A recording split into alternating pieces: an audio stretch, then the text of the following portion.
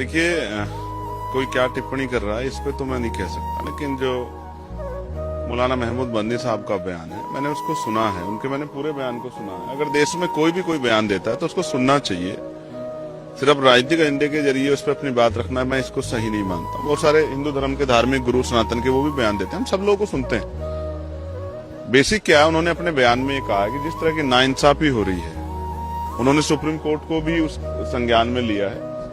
उन्होंने कहा supreme court तभी तक सुप्रीम है जब तक वो संविधान के जो संवैधानिक मूल्य उनका संरक्षण कर रहा है। तो इसमें क्या गलत है?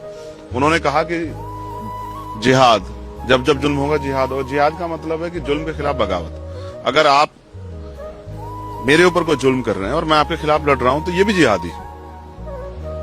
जिहाद अरबी भाषा का वर्ड है, उसका मतलब होता है जद्दोजहद, यानी कि संघर्ष करना। हम हिंदी में इस नारे को बहुत जोर जोर से लगाते हैं, जिसकी आजादी में नारा बहुत जोर जोर से लगा है। लेकिन आज जो है उस नारे से, और मैं फिर कहूंगा जिस बैकग्राउंड से वो आते हैं, बहुत सारे लोग हैं जिन्होंने आजादी की लड़ाई में योगदान नहीं दिया, लेकिन उस परिवार का और जमीयत उलेमा हिंद का एक बहुत बड़ा रोल जो है वो आजादी की लड़ाई में। जितने भी आंदोलन चले हैं, चाहे सहयोग आंदोलन चला हो, सविनय अवज्ञा आंदोलन चला हो, जितने भी आंदोलन चले हैं, उन सारे आंदोलन में जमीयत उलेमा हिंद ने आगे बढ़ के देश की आजादी के लिए बलिदान दिया है।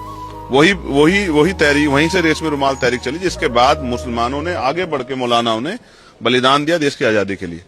और सिर्फ अपने राजनीतिक एजेंडे के लिए हम लोग टीवी डिबेट कर रहे हैं। ऐसे लोग बयान दे रहे हैं जो इस्लामिक स्कॉलर नहीं है, उनको क्या पता है वर्ड का मतलब क्या था। अब वर्ड अरबी का है, आप यहाँ पे बहस कराना चाहते हो।